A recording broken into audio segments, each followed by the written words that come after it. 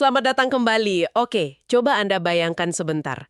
Anda terjebak di atap rumah. Sudah 2 hari. 2 hari ya? Bukan waktu yang sebentar. Betul. Di bawah Anda itu air bah tingginya 3 meter lebih. Arusnya mengamuk. Dan tim penyelamat resmi sudah menyerah. Sudah angkat tangan. Tiba-tiba, Anda lihat ada satu sosok, nekat. Dia meniti kabel listrik sebelum langsung menceburkan diri ke arus deras hanya dengan sebuah ban dalam. Ini bukan film.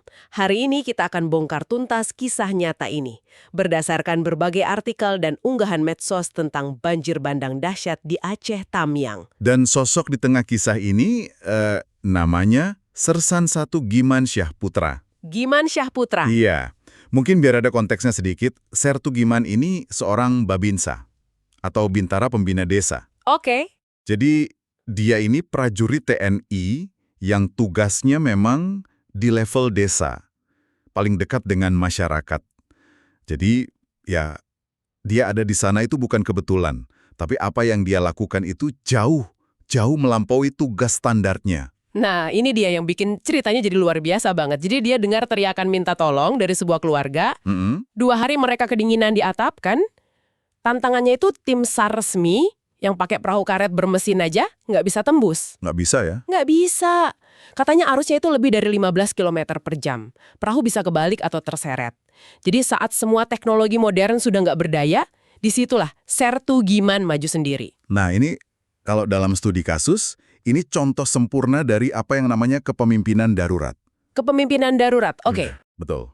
Jadi saat struktur komando yang formal, dalam hal ini tim SAR, lumpuh karena kondisi, kepemimpinan itu nggak hilang. Justru muncul secara organik dari individu yang paling dekat sama masalahnya. Dan punya inisiatif ya. Tepat. Saat itu, Sertu Giman bukan lagi prajurit biasa.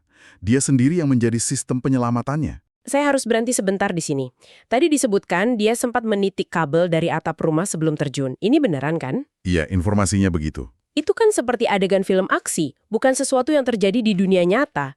Cuma modal ban dalam dan pelampung seadanya, dia menerjang arus itu. Dan yang saya nggak habis pikir itu skalanya. Dia menyelamatkan hampir 26 orang. 26 orang. Sendirian, pakai rakit ban darurat. Dari perspektif penyelamatan, gimana itu mungkin sebenarnya? Gini, secara teknis itu hampir mustahil, dan risikonya sangat tinggi. Evakuasi satu orang di arus deras saja sudah sulit. Apalagi puluhan orang yang isinya ada bayi, lansia, orang dewasa yang panik. Pasti panik ya. Pasti. Jadi keberhasilannya ini bukan cuma soal kekuatan fisik, tapi juga kecerdasan lapangan. Gimana dia bikin rakit darurat, gimana dia ngatur evakuasinya selama 1,5 jam itu. Ini menunjukkan pemahaman medan yang tim dari luar nggak punya. Oh, jadi karena dia babinsa di situ ya? Betul. Dia kenal setiap sudut wilayahnya. Itu yang jadi kunci. Dan aksinya nggak berhenti setelah semua selamat. Sumber kita juga menyebutkan, setelah itu dia menampung para korban di rumahnya sendiri. Nah, ini poin krusial yang sering terlewat. Kenapa tuh? Aksi heroik itu kan sering kali dilihat cuma pas momen puncaknya, menerjang banjirnya. Padahal fase setelahnya, menyediakan tempat berlindung, makanan, itu menunjukkan ini bukan soal adrenalin sesaat. Ini tanggung jawab sosial yang tulus. Bener juga. Dan ada satu kutipan dari wawancara dengan beliau yang, merangkum semuanya. Saat dipuji, dia jawabnya sederhana sekali. Gimana katanya? Dia bilang, ya karena Allah aja. Manusia punya jiwa kemanusiaan. Sesederhana itu. Nggak ada ego sama sekali. Sangat membumi. Kalau kita tarik mundur sedikit, cerita ini kan sebenarnya bukan cuma soal satu aksi heroik yang viral ya. Ini jadi pengingat penting. Secanggih apapun sistem mitigasi bencana kita, pasti akan selalu ada celah. Dan celah itu hanya bisa diisi oleh inisiatif individu seperti ini. Kisah Sertu Giman ini bukti bahwa dalam kekacauan, kemanusiaan itu bisa jadi infrastruktur penyelamatan paling efektif. Sebuah kisah yang luar biasa tentang keberanian, kecerdasan lapangan, dan kerendahan hati dari Sertu Giman Syah Putra. Setelah mendengar semua ini, mungkin ada satu pertanyaan untuk Anda renungkan. Dalam situasi krisis saat semua sistem gagal, apa sih yang membedakan seorang pemimpin darurat dengan yang lain? Apakah itu murni kewajiban dan pelatihan? Atau seperti kata Sertu Giman, itu hanyalah jiwa kemanusiaan yang menunggu momen yang tepat untuk muncul dari dalam diri kita semua?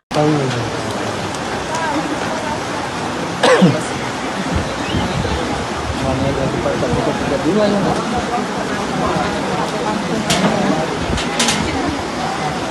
Uji punya datang saat ini tidak kembali. Anak kecil ada 3 orang. Apa ini?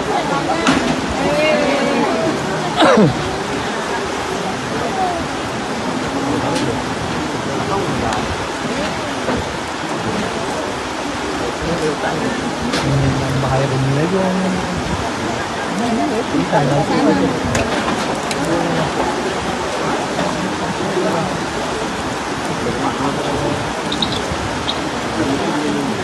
Mungkin malam nanti sana lah.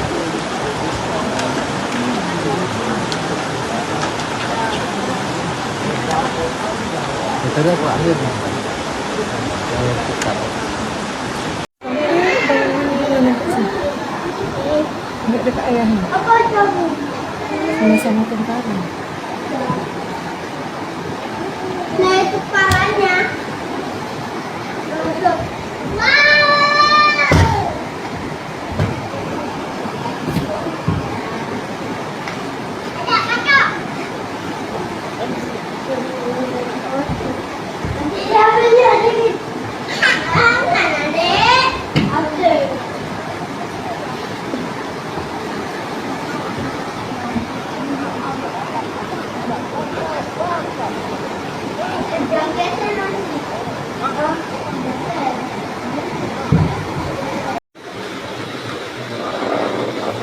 Bapak Bupati,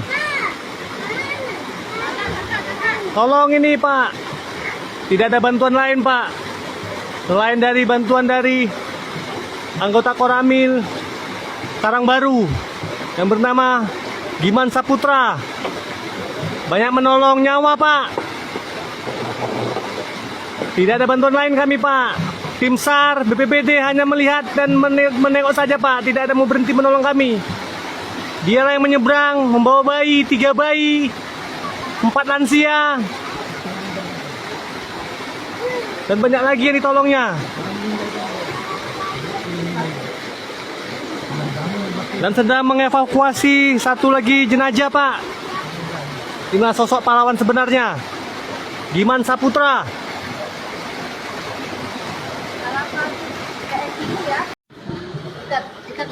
Cepat.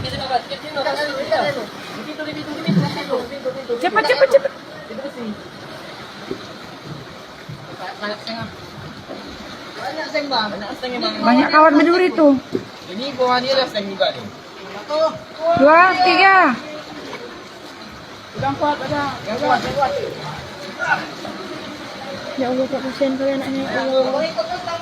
Pemberian pegang Om. Om, ada tembok, ada tembok.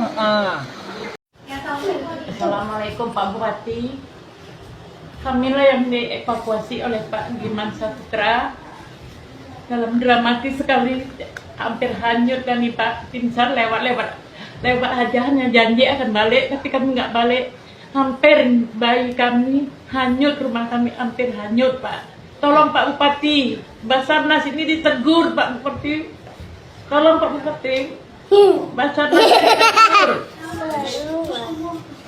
Masih mana nolong masyarakat Pak Bupati? Tolong kami Pak Bupati, hancur kami desa Bundar ini. Assalamualaikum warahmatullahi wabarakatuh. Inilah bayi-bayi yang diselamatkan oleh Giman Saputra, dan kami ditampung di rumahnya. Kami sebanyak 5 kepala keluarga yang ditolong dia 1 harian. Dievakuasinya salah satunya guru SMP Negeri 1 Karangbaru yang nyaris hampir hanyut. Memang banjir besar, memang luar biasa lah pokoknya. Yang sejarahnya Tamyang tak pernah banjir seperti ini. Inilah yang paling besar ya aja Tamyang. Pak, berapa banyak yang Bapak selamatkan kemarin? Yang saya hitung itu yang di depan mata orang tahu lihat tuh 25 orang. Tapi saya kan waktu itu memang setelah penyelamatkan itu ada penyelamatkan lagi sampai pulang jam 11 malam. Keluarga lain itu harusnya 1 kilo saya tempuh 1 hari sampai tujuan menyelamatkan orang lagi. Siapa? Semoga dibalas ya Pak. Terima kasih Pak. Siap Pak. Hanya karena Allah aja. Siap Pak. Oke. Sebagai manusia punya jiwa kemanusiaan. Oke Pak. Terima kasih Bapak. Siap Pak. Siap Pak. Download Tribun X sekarang. Menghadirkan lokal menjadi Indonesia.